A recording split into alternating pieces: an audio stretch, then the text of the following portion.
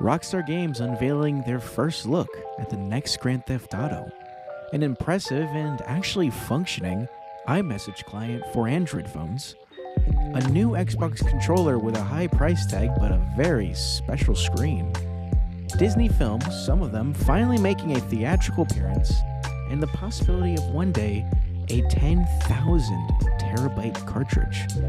This and a whole lot more taking over the headlines of the past 7 days. I'm Jason Grewal, and this is The Fresh Wire.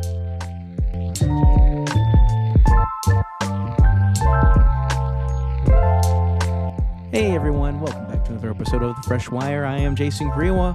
It is 10:26 p.m. as I'm recording this December 5th, 2023. A whole lot, and also not a whole lot to cover through, but of course the big thing is, of course, and we're going to actually start with this before we get into the entertainment. It's a little short this week, but I have to get right into it. It is an incredible thing. Everyone's been waiting for it. The first look at Grand Theft Auto 6. Now, this is a pretty big, momentous occasion. Grand Theft Auto 5, if you were wondering, released a little more than 10 years ago.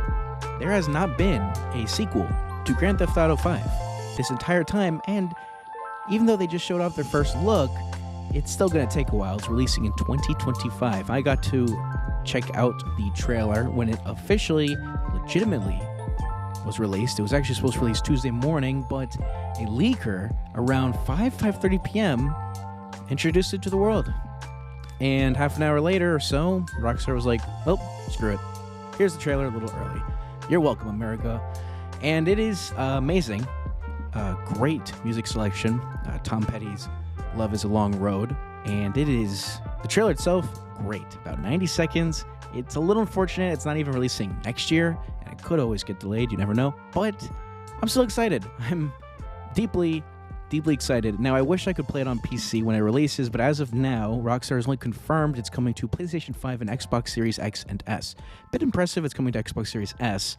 As of now, for a game to release on Xbox's better console, it has to also release on their lower-end console, the Series S. So this game looks genuinely gorgeous. It looks amazing. If it's all in-engine or in-game, it's going to be extremely exciting. But it is unfortunate. It's, as of now, I guess, not confirmed for PC, but, well, you win some, you lose some. It looks great. I'm extremely excited. It's now going to be on the top of everyone's minds, I can imagine, as games get released or even announced in 2024. You know, maybe Nintendo comes out swinging. All of a sudden, there's Metroid Prime 4, which is another hotly anticipated game that was announced back in 2017. Let's say that has a surprise release, or maybe a surprise announcement that it's releasing in 2024. Well, this game's going to be on the back of everyone's minds, including mine. No matter how good Metroid Prime 4 is, GTA 6 is now all of a sudden the game a lot of people are going to be excited for, including me. So, yeah, I'm really excited, especially because the Nintendo Switch 2 is allegedly rumored. I know it sounds crazy, but it's rumored that it's going to be releasing, I think, the second half of 2024. Now, obviously, I don't expect GTA 6, the game looking as good as it does, to release on Nintendo Switch 2. It's not announced for PS5, Xbox One. It's not coming to those, which is pretty impressive, but it also shows there was no dedicated Grand Theft Auto for PS4, Xbox One. GTA 5 released right at the tail end of the PS3 and Xbox 360. It was late 2013, like weeks, if not a few months, before their next-gen counterparts launched. So that's just how long it is, you know, GTA 6. I mean, the Grand Theft Auto 5 released when I was in 8th grade, and now I have graduated college and have a full-time job, and it's still not even releasing next year. So just to show how long it's been. And also, before I get into a little personal stuff, I will say if you are running Google Chrome, I would highly recommend that you update your web browser as soon as possible. You can do that by going into the About. When you click on the three dots in the top right, you go to About, and it'll check for an update, and just make sure it's installed. Just whatever update's available, you go for it, because a very big, vulnerable system exploit has been found, and it was patched for Google Chrome. Not sure about other browsers like Microsoft Edge, but I'm up to date, and you should be too. Anyway, a little personal update. Go Miami Dolphins. They're 9-3, first time since 2001. Pretty crazy stuff. I know the other home team counterparts, the Heat and the Florida Panthers, haven't been doing as hot as they, should be, in my opinion. But the Miami Dolphins still kicking butt. They're 9-3, first time, like I said, since 2001, and I anticipate they're going to keep rolling with the punches because they're dodging those punches and they are kicking right back. I'm very excited. Go Fins, go. Also, I've been testing a little bit more with the MetaQuest 3, and I gotta say, it is pretty kick butt. I mean, yeah, it was a little pricey for what I was, for what some people may think as impulse. Really not isn't impulse territory as like maybe the Quest 2 could have been for some people, but it is still fantastic. It runs great. I gave my older headset to my mom as an early Christmas gift, so it's pretty good stuff. I do wish there was some sort of trade-in program, but like the Steam Deck, there isn't, and I'm just as okay with that. All right, now on to entertainment. It's going to be a little light one, nothing too crazy, a few topics I wanted to cover because one really caught my eye because Pixar has not been doing that hot. I mean, Elemental, which released I think earlier this year, did okay, but it had a pretty good run, not a great opening, and the Disney Plus service has been taking in Pixar films rather than theatrical releases. So, for example, Soul and Turning Red, and I think Luca, all released during, the highlights of the COVID-19 pandemic. We all remember that, and probably will for the rest of our lives. Some incredible films like Soul and Turning Red, I mean, all three were absolutely phenomenal, but they released on Disney Plus exclusively.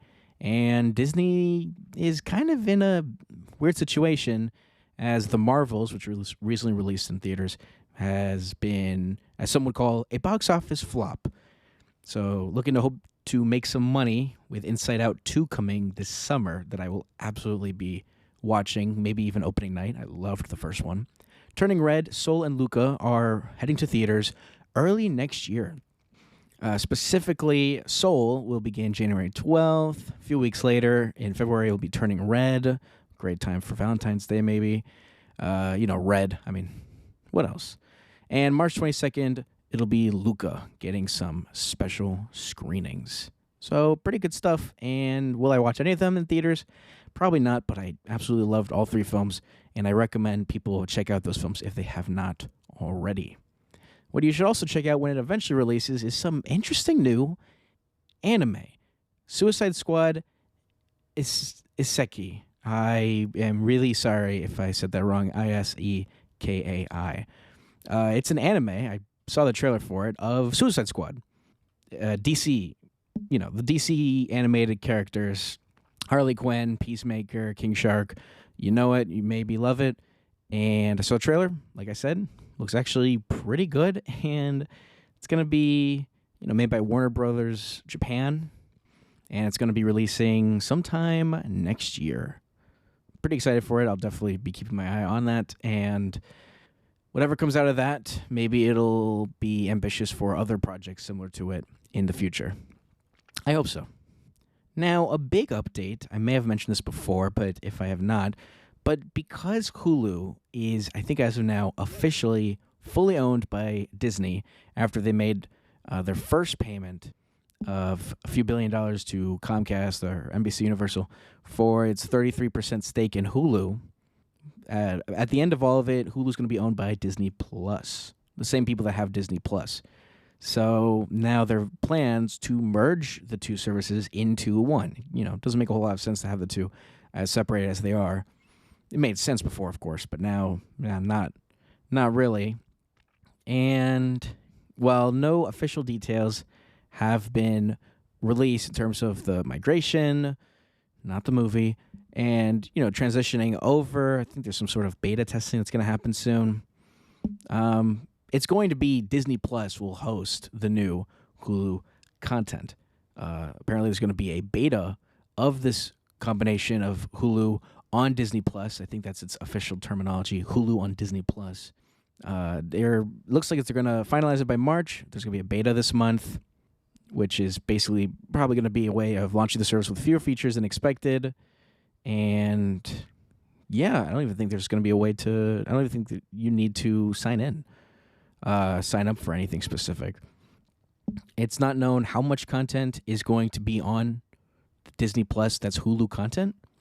It may not be all of it right away, but yeah, pretty good stuff.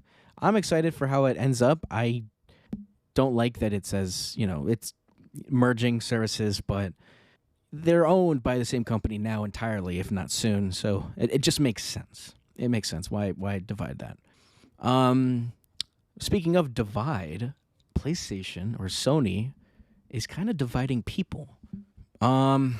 Because of a small little concept that I'm not a huge fan of because of how illegitimate it can be sometimes. It's called digital ownership. And PlayStation has just pretty much reminded everyone why it can suck. Two things, apparently. Last week, or not too long, a few days ago, due to content licensing, quote, arrangements, unquote, Sony said that as of New Year's Eve this year, December 31st, 2023, users will not be able to watch Discovery content that they have purchased, and that the content would be removed from their libraries. The list that I was able to see has a lot of shows. I, of course, didn't really. I don't think I bought a single thing through Sony's PlayStation Store, but it is an extremely lengthy list. I think it's like the pure exodus of Discovery content on Sony's PlayStation Store. Shows disappearing from streaming services like Hulu, Netflix, Max, formerly HBO Max. It's expected, Content agreements don't last forever, and you're only paying for the service anyway to be able to access these. You don't buy these in this case. But these people, that bought these shows are now losing access to the shows that they paid for. And, there's no refund or anything. It's just Sony saying, I think at the end of it, we sincerely thank you for your continued support. I'm like, okay, well, luckily I never bought anything, as far as I remember, from PlayStation Store for movies and TV shows. I always thought that was a little weird. I've always been a physical first person forever, and I still am. The biggest digital game that I own, for example, is Super Smash Bros. Ultimate for the Switch, and that was only because I wanted to play it right at midnight, not for any specific reason. And also, figured I was going to play it for a long time. But very few other games I've purchased, and I don't really buy movies and TV shows digitally. I just have streaming services. How many of them? Well, that'll probably change. Not Max, though. Unfortunately, planning on canceling that, and then Hard Knocks for the Miami Dolphins happens, and now I can't cancel it because I got to see that the minute it opens up, especially because I work Wednesdays. But Sony is not entirely the good guy on, letting people know this. Some users were apparently banned unexpectedly from their PlayStation Network accounts. I actually don't know. I haven't opened up my PS5 in recent days. I don't think, maybe I did yesterday. I don't remember. Which meant that they were blocked from playing multiplayer games, cloud streaming, and also locked out of the games that they purchased. Apparently that can happen if your account gets banned. That's pretty messed up. I don't even think that happens if you have Steam. If your Steam account gets banned, which is always possible. Not from personal experience, of course, but man, getting locked out of your games, if you just get banned, that's like insane. That's why I'm always sticking with physical games wherever I can. Actually, my PlayStation Plus membership is expiring later this month, and I'm going to let it expire because I don't want to pay $80 for online multiplayer when I've got a nice PC right here. I can play some other games. It's done. It's over with. My PS5 is going to probably be sticking with single player until GTA 6. Because if GTA 6 is not coming to PC, I'm probably gonna buy the game, even though it's probably gonna be $70 is the new price point. But I feel like they're gonna do $80, and they may even get away with it. I hope not, but it's possible. Now, for a little update on that, Sony has since apparently restored account access to the ones who were accidentally banned, but the company has not explained what happened or how it may prevent similar unexpected bans in the future. So, yeah, sometimes we got to realize digital ownership and digital existence for what we do with our games and whatnot is entirely virtual, and we have no control over it, or like at least not enough control. I mean, for example, Nintendo, their eShops for the Wii U and 3DS just shut down like a few months ago. Devastating already. So already a lot of games gone from there. I think Microsoft's Xbox 360 store is shutting out mid next year. The online for Wii U and 3DS shuts down in a few months. We just have to remember, and Google shutting down Stadia. Now, the good news is anyone that owned games on there were refunded. Not the subscriptions, as far as I know, but the games, they were refunded. So, maybe one day we won't be able to re-download games that we purchased before. Luckily, I don't really worry about that with like Microsoft because of how forward they are with backwards compatibility. Sony, I don't think, I don't know. I mean, the PSP store has been completely shut down. I don't think you can re-download games on there anymore. Maybe you can. I can't test this. My only PSP, I accidentally bricked through some alleged hacking means. And I haven't looked at my Vita in a hot minute, but I think their store is still up. But the ability to re-download games will one day cease to exist for some of these consoles, and your only way around them is, I obviously legally have to say I don't support this, but piracy. So, it's inevitable, I fear. What was not as inevitable as I thought, mainly because I kind of didn't really know this was a problem, but apparently Twitch, extremely popular video game streaming service that continues to be so popular YouTube streamer Ludwig Ogren is part-time coming back to the platform for his big events. That's how big Twitch remains, as huge as it is. Unfortunately, if you're in Korea, you will no longer be able to experience Twitch starting late February next year. Apparently, on a statement on their website, they say, the cost to, quote, the cost to operate Twitch in Korea is prohibitively expensive, and we have spent significant effort working to reduce these costs so that we could find a way for the Twitch business to remain in Korea. So they mentioned the things that they had to do: peer-to-peer model for source quality, then adjust the source quality to a maximum of 720p. On Twitch, traditionally, at least in the US, it's 1080p, although I've seen a stream or two that was 1440p, like very low maximum bit rate. It kind of sucks. As is. 720p, I can imagine, is a lot worse. They say that they've lowered costs, but network fees in Korea still remain 10 times more expensive than in most other countries. They've been operating in Korea at a significant loss, so there is no pathway forward, they say. That is very, obviously, devastating for people that may be in like South Korea, for example, that are extremely active, like esports gamers. Esports is really popular in South Korea, like League of Legends, for example. So now, where are they going to go? Maybe YouTube streaming, maybe, and I don't recommend this, but it's an option, Kick streaming, Facebook gaming. I don't know if that's a thing anymore. But that's kind of where it is. And, it's a big ordeal.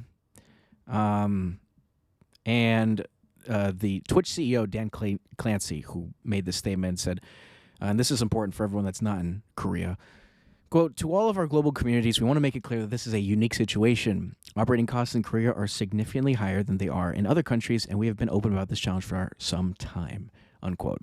So anywhere else, don't worry, Twitch is not shutting down anytime soon. But if you're in Korea, like South Korea, it's very, very upsetting, disappointing. But hopefully, I don't know. I mean, there's plenty of extra time, 2.5 months before they do it. February 27th, it said. So, maybe there's time that people can migrate over. It's kind of like what happened with Mixer, but that was like worldwide, a shutdown, and it was nowhere near as popular as Twitch or YouTube gaming was. But, this is just straight up the massive player in the industry shutting down in Korea. It's like devastating.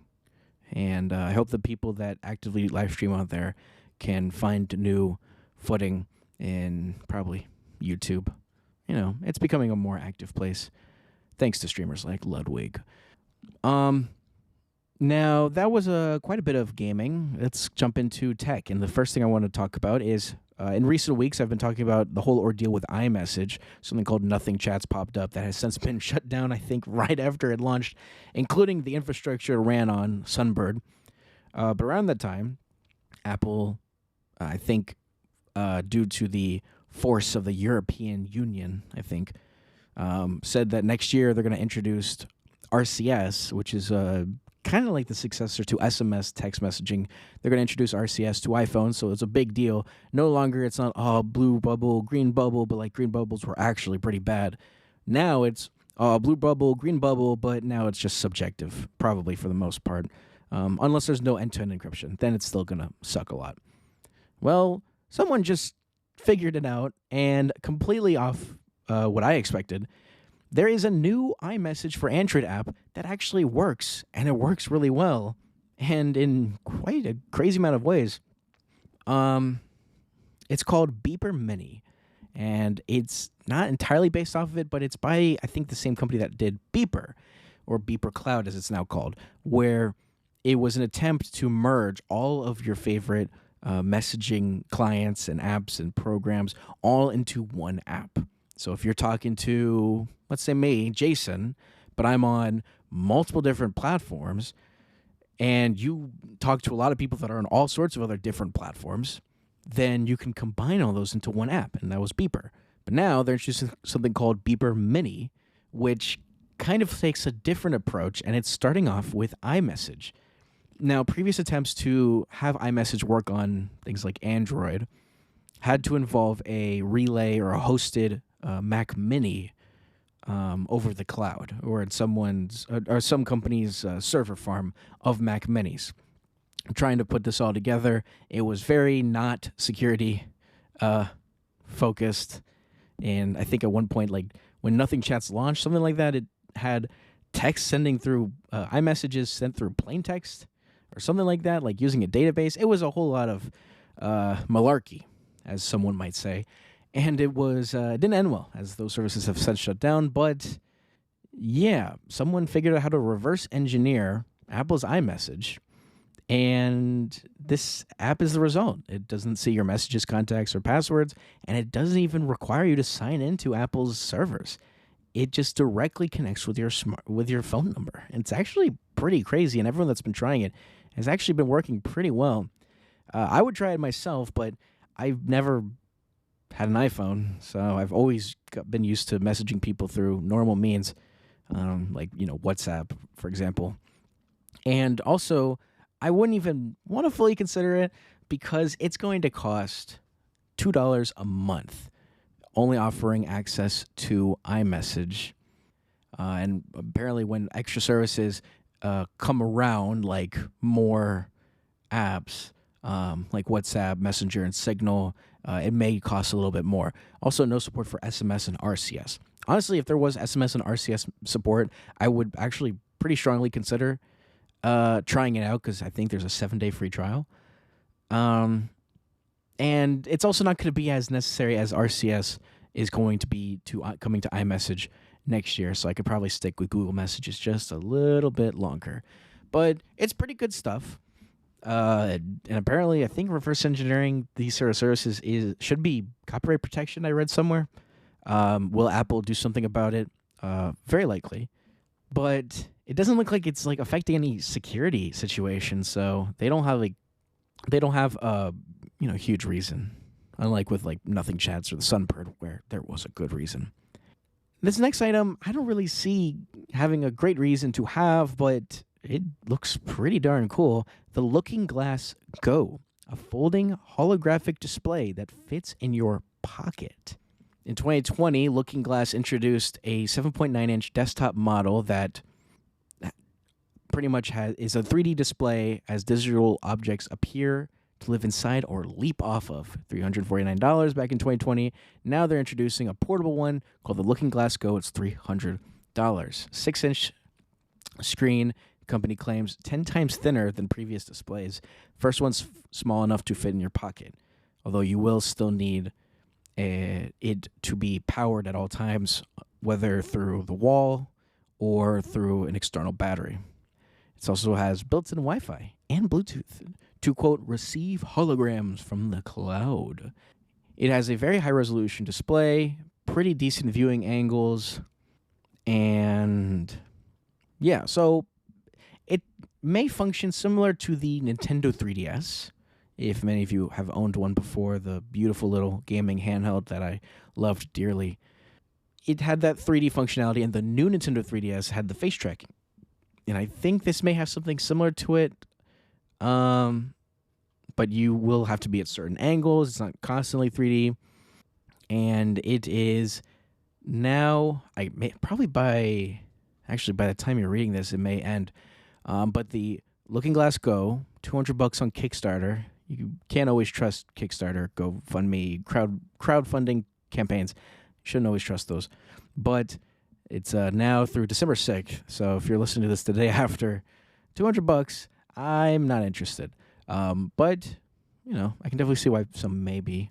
Pretty cool stuff, and orders should ship as soon as June. Cool stuff. I was looking through on what to cover, and that stuck out to me. And hey, always do your research, but I can see why someone may be interested in getting that.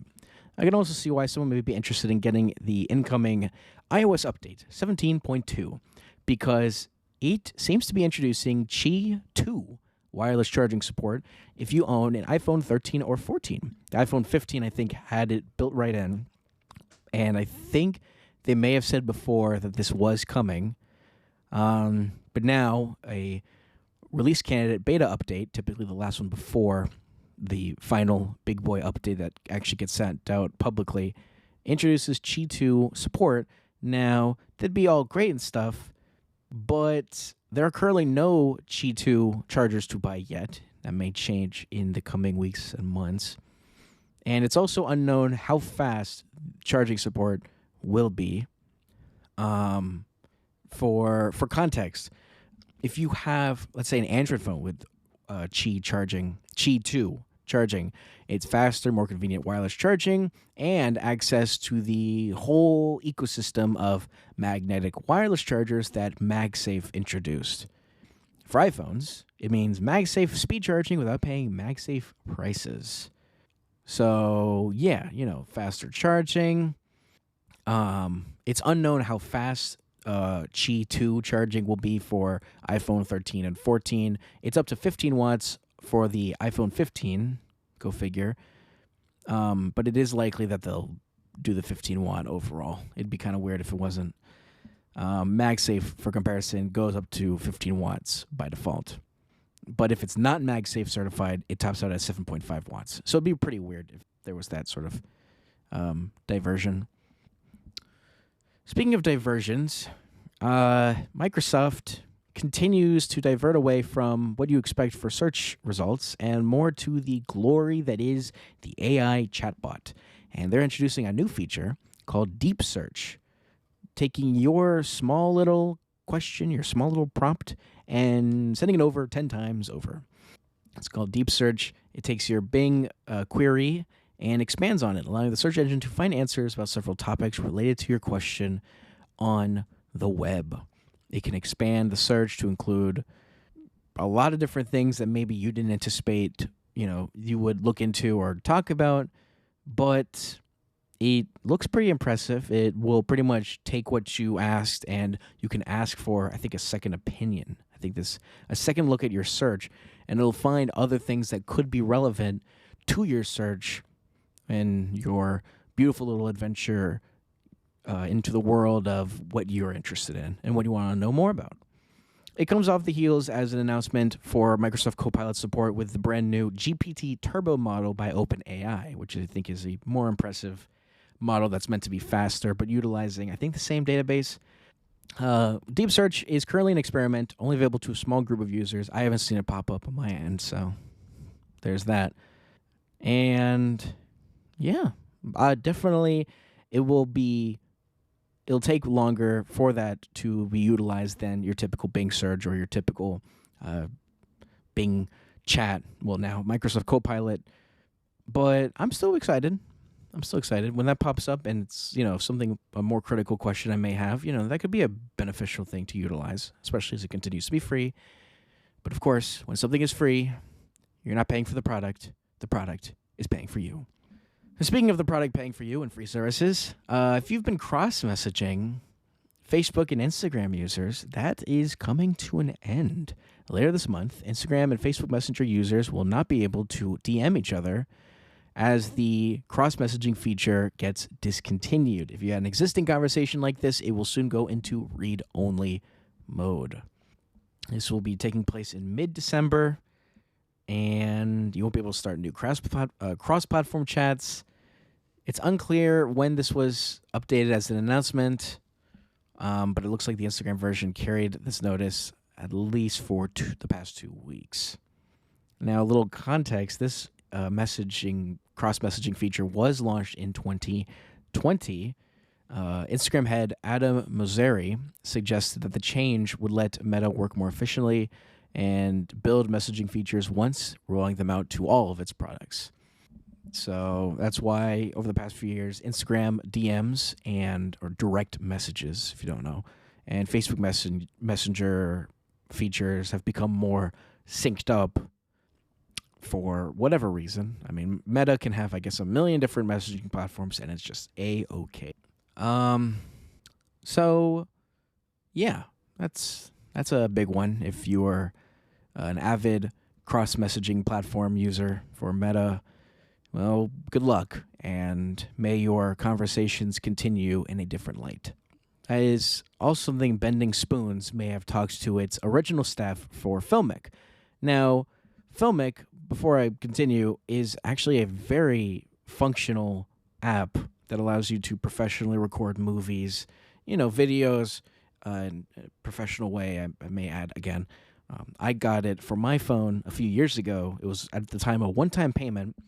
In recent months, they changed it, or possibly last year, they changed it to apparently a $2.99 weekly subscription with an option to pay $50 a year. I used to pay, when I got it, it was a one-time payment, and unfortunately, I got Filmic Legacy, but it already seems to be bugging out a little bit, and knowing I'm not going to get any support, it is pretty devastating. But of course, it's not as devastating as the fact that all 22 of Filmic's original staff have been laid off. Bending Spoons, the company that acquired them last year, has confirmed. They said they have integrated Filmic into its platform, and while they'll develop Filmic Pro going forward, it will not be with the original staff.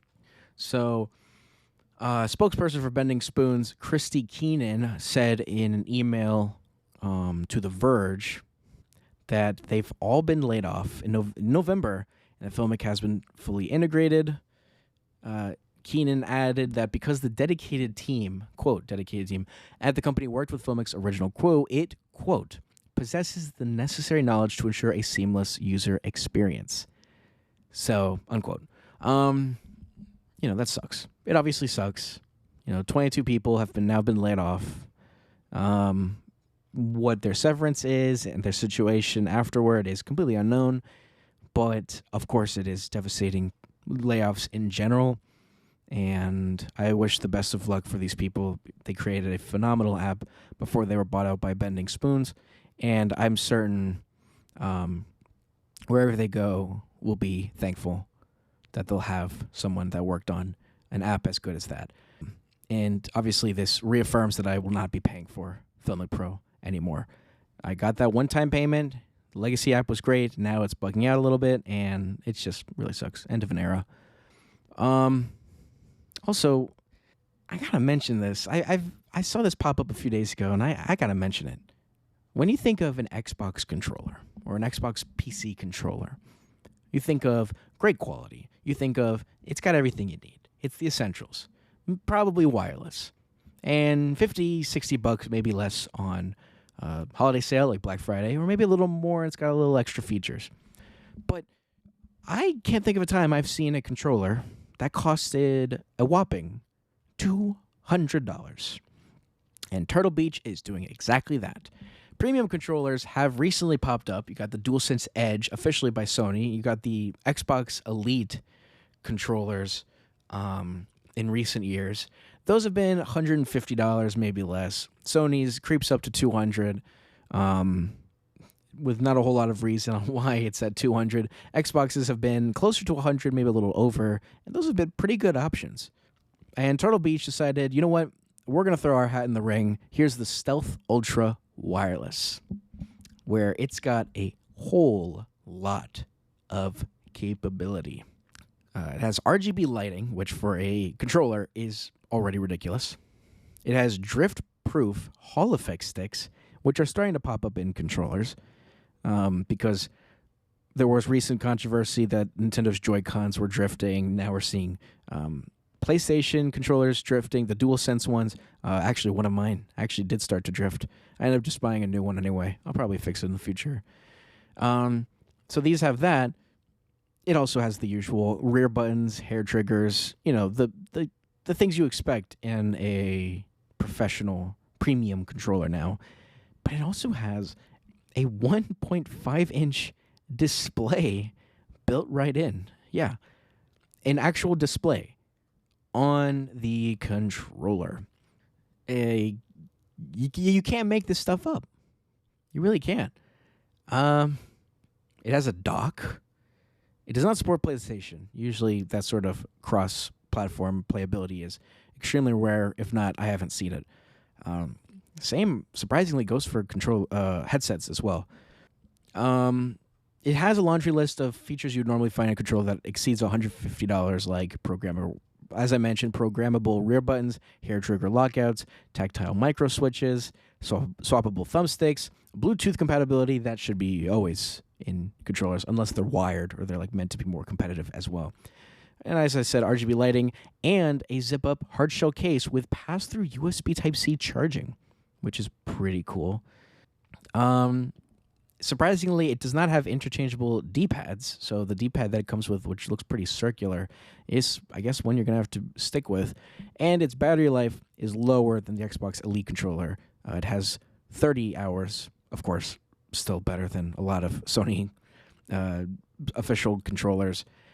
From personal experience, I can agree to that, and I'm looking a little bit further, and yeah, this looks crazier than I thought. It has the screen's used for tuning some of the more advanced controls, like I guess something with microphone input. You can add bass boost, the chat mix, boosting your voice, something called superhuman hearing. But this is crazy. You get notifications pop up on your controller. That's just ridiculous. That's ridiculous. I'm going to be notified of a WhatsApp message or that someone liked my Instagram post through the comfort of my controller? That is strange. That is strange if I've ever seen it. And I'm no Doctor Strange. That is just objectively weird. Yeah, wow. For Android phone users, you'll have to install Turtle Beach's Control Center 2 app, which can also be used to dial in the same settings found on the Stealth Ultra's built-in screen. $200 for this. I mean, I'm not going to lie. A controller with a screen that isn't just tuning some things about the controller in real time, but also a screen with phone notifications is pretty nuts. And I don't know if it's already released or if it's coming out. Oh, December 15th is when it's launching. So just barely missed Black Friday. Will I buy it? I have no idea. It looks really weird. $200 controller. I could never imagine myself buying a $200 controller. But it has a freaking functioning screen on it and almost every feature you could imagine, except surprisingly interchangeable D-pads. Very weird omission. And also, having phone notifications on your controller is pretty sick. And soon, you won't be able to have phone notifications on your VR headset. Great transition into the VR section. It's not too big, but there are some pretty big ones, big announcements. Meta is removing the ability, as I mentioned, to see notifications of your phone on your Meta Quest headset. Soon you'll have to either take off your headset, oh no, the immersion, or use pass-through. Quest 2 owners, I'm sorry. They didn't elaborate further on why they're removing it, Meta specifically. But I will say it has been a pretty neat feature, and I am a bit disappointed that they're removing it. Now, as I now own the Meta Quest 3, it's not the end of the world. The pass-through is that good, I'll tell you. In suboptimal lighting conditions, you'll be able to tell they're like webcam, maybe smartphone cameras from a few years ago, maybe several years ago, honestly. But in great lighting, they really are that great. And of course, this new update, version 60, is adding some things like a new layout utility that, quote, helps you spatially measure, align, and visualize real-world objects directly in your physical space, unquote. And for owners of the MetaQuest Pro, the CPU and GPU will have higher clock speeds. So what that means is they'll perform better when you're in mixed reality applications. I read somewhere that they used to be downclocked, so they were actually a little slower when you're utilizing mixed reality applications on the MetaQuest Pro. So big deal that they're actually getting a boost back. And yeah, also cloud backups can now be end-to-end encrypted, like how WhatsApp messaging and Signal messaging works, end-to-end encrypted.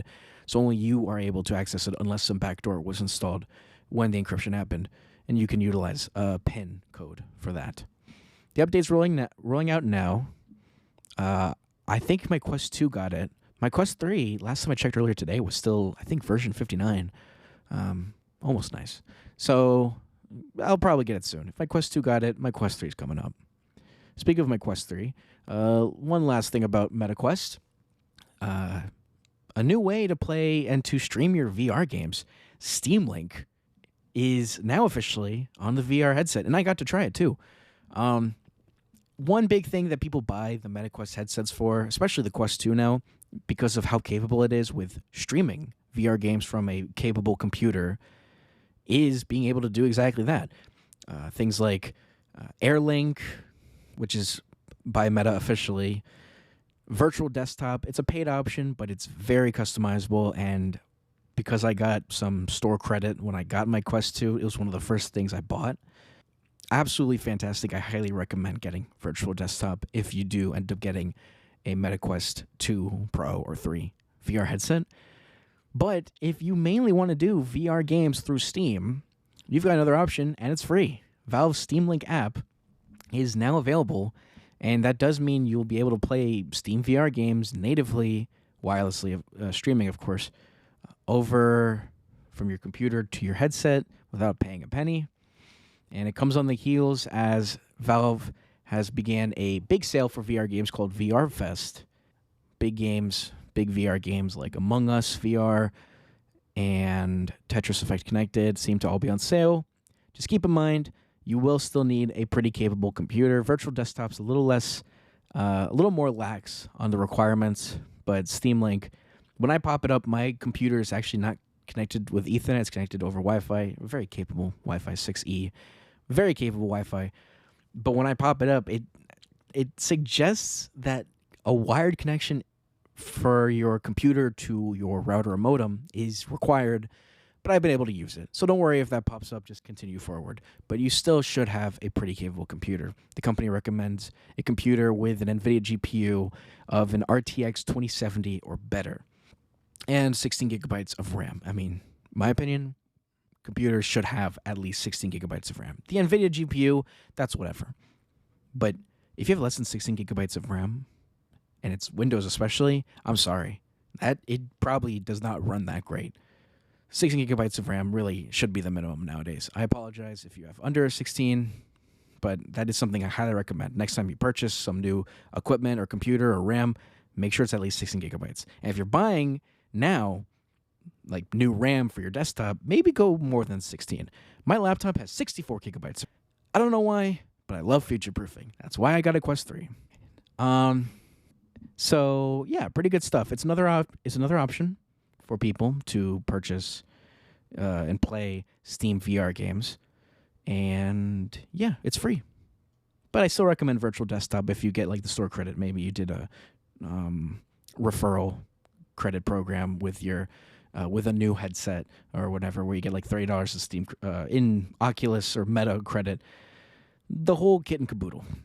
And that's it for VR. Now we jump into a little bit of futurology. You know it, you love it, maybe, where we look into what's coming up and what may impact us in the near or long-term future. And I've got two topics I'm going to cover just a little bit, because they both stuck out to me as something very interesting that may affect us, but How can we ever tell?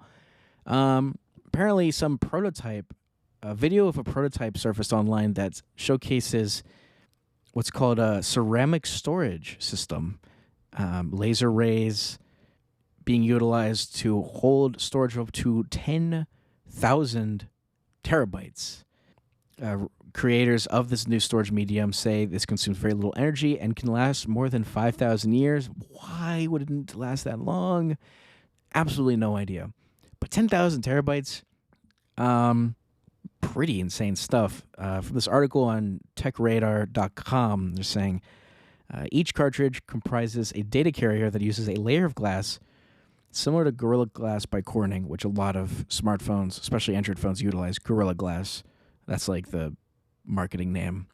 With a thin, dark ceramic layer as the data storage medium, data is written by 2 million laser beamlets that punch QR code-like nanoscale patterns into the surface of the media. The laser pulse is sharpened by a digital micro mirror device. A lot of technical mumbo-jumbo, of course. The creators say it could be mainstream by 2030. Obviously, I don't, though. 10,000 terabyte cartridges. Now, some data centers may still be using tape, and I think these are read-only. Write once. I think I read that somewhere. So not the best way to handle that data. So, yeah, is it going to take off? No idea. It's got plenty of time if they think it's going to be mainstream by the end of this decade. But I don't know. Maybe something to keep an eye on. But of course, as I always say, do your research and make sure you know what you're thinking about. Now, one other thing that I wanted to talk about, because I saw this and it looked pretty interesting. Can't fully verify it. But of course, there's an article by Toshiba themselves about it. And it's apparently Toshiba's developed a new lithium-ion battery that is free of cobalt and can apparently fast charge to 80% in 5 minutes. So battery improvements I've been seeing, there's always some crazy battery improvement that's meant to take the world by storm. And what ends up happening is it's legitimate, it's tested, but the manufacturers, the important people that actually put these into mainstream devices, never get on board. Maybe Apple takes a little bit here and there. They don't really want to talk about it, it seems. And then Samsung, Google, Motorola, all the phone manufacturers, you don't really see battery improvements. They don't really saying better battery life thanks to the battery. They're saying it's because the processors are more efficient, or they cut out some fat of the device, so there's less running in the background, or they're more efficient, more hardware accelerating. You very rarely see battery improvements, and when you do, or like in these studies or tests or prototypes, they don't really stick out a whole lot, and they end up not really being shown off. So it's good that Toshiba looks to be pushing forward and introducing some sort of new things. The prototype is a 1.5 amp hour glass pouch battery with an NTO anode. It's all, again, a whole lot of technical mumbo jumbo. They say at the end, going forward, quote, going forward, the company will continue to improve the technology toward commercialization in 2028. Will that happen? Absolutely no idea. Toshiba doesn't make phones, as far as I know. So, they're at the mercy of the whim of whatever the manufacturers decide, like, oh, this is pretty cool, cobalt-free, extremely fast charging, but we'll stick with old reliable. Even if it has cobalt and it's, more dangerous as it charges faster. The capability, durability at 25 degrees Celsius, apparently good. So, yeah, obviously something, that could be exciting. Will it go forward? Obviously no idea.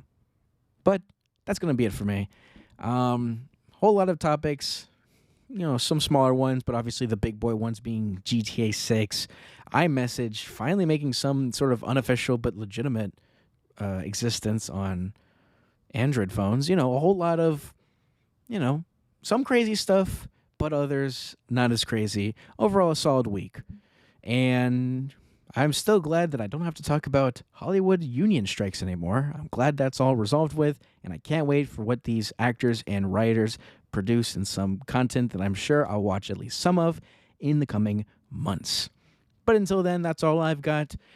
Thank you all for tuning in from the bottom of my heart. I really appreciate it. And I will catch you all in the next episode Tuesday evening or Tuesday night. I apologize for taking my time. I was pretty busy with this episode. And, Hard Knocks releasing on Max. I got to watch that. Wednesday at 9 p.m., I got to watch that. I apologize. But until we meet again, thank you. Take care of yourselves and have a gosh darn good one. Have a good night, evening, morning, afternoon, day, wherever you are, however you live. I'll see you around. Peace.